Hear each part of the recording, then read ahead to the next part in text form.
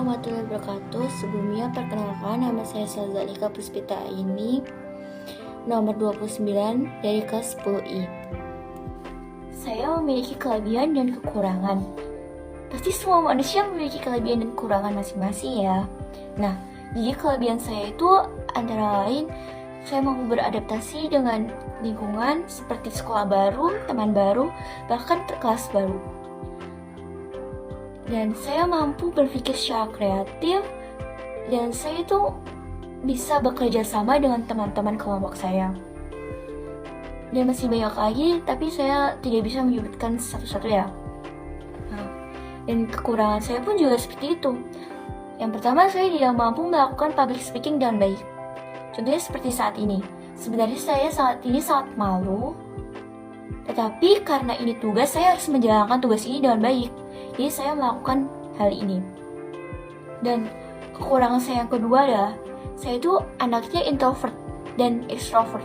Jadi saya itu bisa introvert dan bisa extrovert.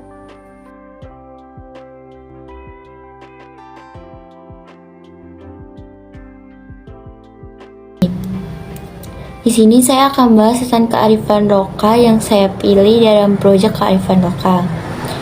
Proyek apa saja sih yang ada di kearifan lokal tersebut? Contohnya proyek cerita rakyat, makanan tradisional atau memasak, kesenian tradisional, dan membatik. Nah, di antaranya tersebut, saya memilih makanan tradisional atau memasak. Jadi kita langsung ke intinya saja ya. Hal-hal positif apa saja sih yang dapat saya ambil dengan saya memilih memasak ini? Nah, banyak hal positif yang bisa saya ambil. Contohnya, satu, masak bisa membuat saya, kamu, bahkan kita bisa menjadi lebih kreatif. Dua, masak bisa melatih fokus dan kesabaran. Tiga, masak dapat meningkatkan daya imajinasi. Contohnya, kita memasak tapi tanpa mengikuti resep yang dianjurkan. Terus saat kita menghias masakan, biarkan kita berpikir dengan kebebasan yang kita lakukan, dan itu akan menumbuhkan rasa imajinasi, dan itu akan dituangkan di makanan sajian kita. Nah, itu tadi hal-hal positif yang bisa saya ambil dalam saya memilih proyek memasak makanan tradisional. Nah, yang kedua adalah alasan saya kenapa sih saya tuh memilih proyek masakan tradisional atau makanan tradisional ini.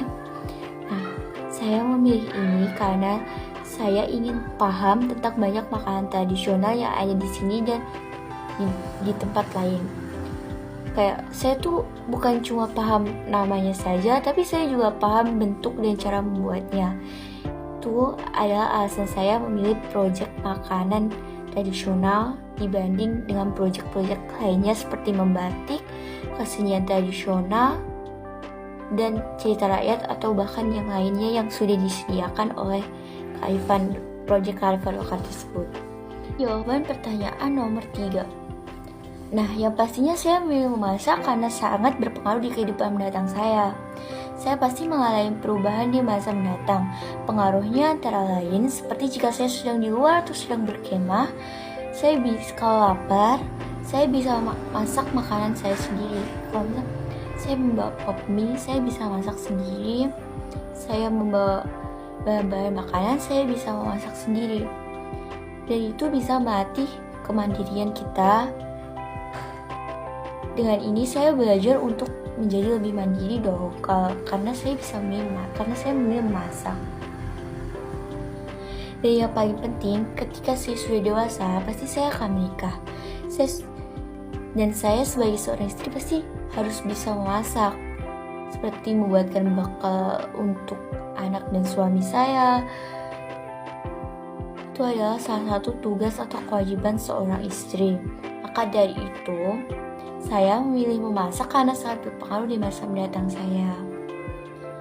Begitu jawaban untuk nomor 3 dan pertanyaan terakhir. Nah, karena waktunya belum 5 menit, mari kita nonton video yang sudah saya siapkan, yaitu video tentang cara memasak makanan tradisional. Makanan tradisional apa sih yang akan kita tonton nanti? Nah, Sekarang kita nonton videonya.